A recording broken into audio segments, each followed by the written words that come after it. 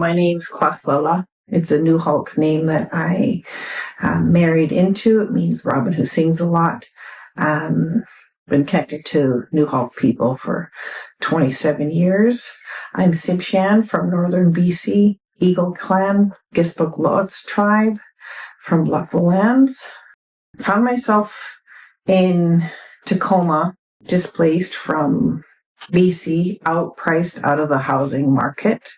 Found our way down here and had been farming before that and knew that it was important to make the transition from our ocean-based resources to a land-based lifestyle. Early on, I took a farm training down here, and I was at this really brilliant school with wonderful teachers who were making it super accessible to learn these farming skills. But in it, there wasn't any representation of Indigenous people or Black people, and yet there was a few in the class, and yet none of them would graduate. Well, of course, it wasn't going to be successful because it was telling such a white history and a narrative that perpetuates white-centeredness. And you didn't see the brown labor that has created this country, that has created this economy that has fed people for, 500 years here in the U.S. And those relationships have not been repaired. And they can't be repaired in white spaces.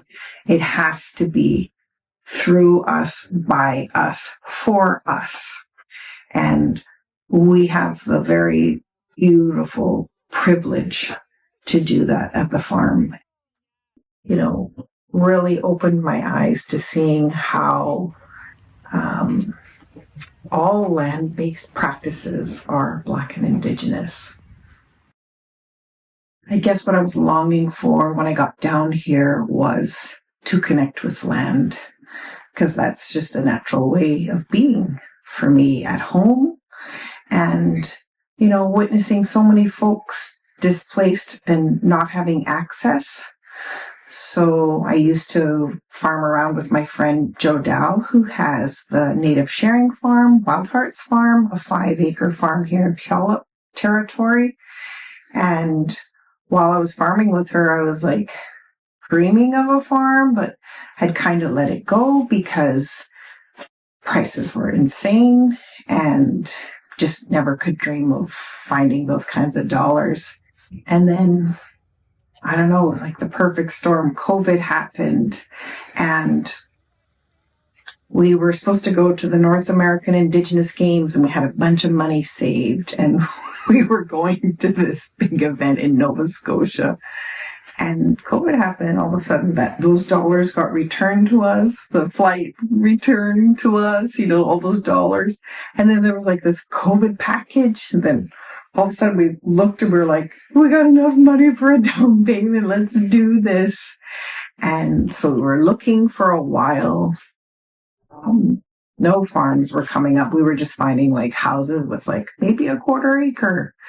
And, then all of a sudden this other property showed up, and we were working one day at Jodal's, and she was like, hurry up, let's go. The realtor called. We have to go now. And I was like, wait, we're not done our project. She was like, leave it, let's go. And I had no idea the urgency and how insane this market is. And so the house was actually bid on by 3 of us. We didn't get it the first time. Somebody else bought it. We had the wrong loan or something. And then 2 weeks later, after crying for a long time and seeing some other farms and being really sad, it came back, and she called and she goes, they don't want it. Do you want it? We were like, heck yeah. And the next day we had our earnest money, and had the inspection happening, and it happened within 26 days. And we moved in July. I think it was June 26th, 2020. And it was a dream come true. I always saw it as a community space because it filled that place in me so far from home to have land to work with and to work with community here.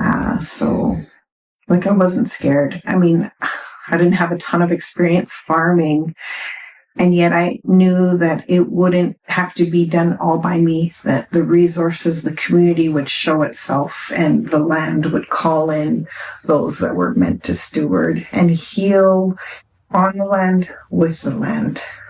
And so it's been really precious to meet new people, learn new practices. I mean, I'm so far from home and we're growing milpa. It's like the most amazing, special community to steward because it's absolutely slayed even more of what I think farming and land stewardship is, because it's still always working in community. Yeah.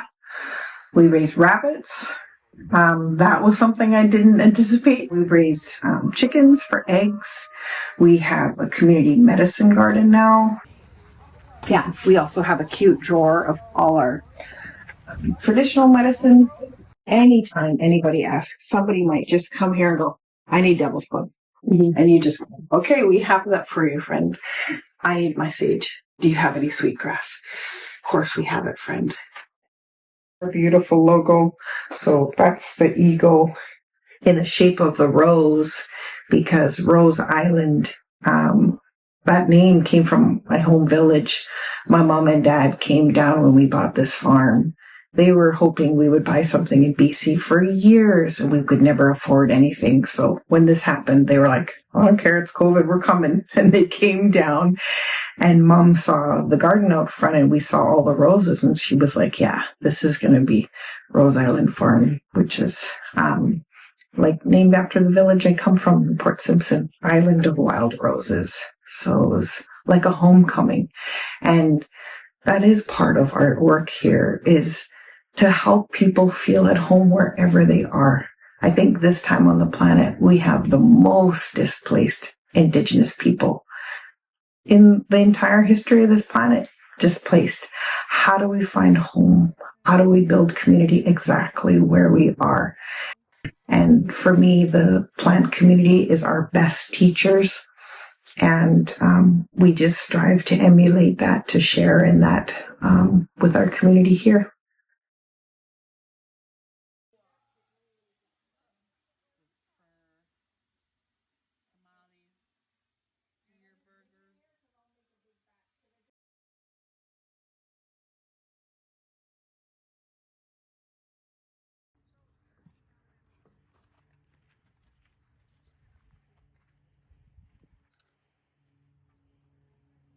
Sexy corn. I have to grow the food. She grows the sexy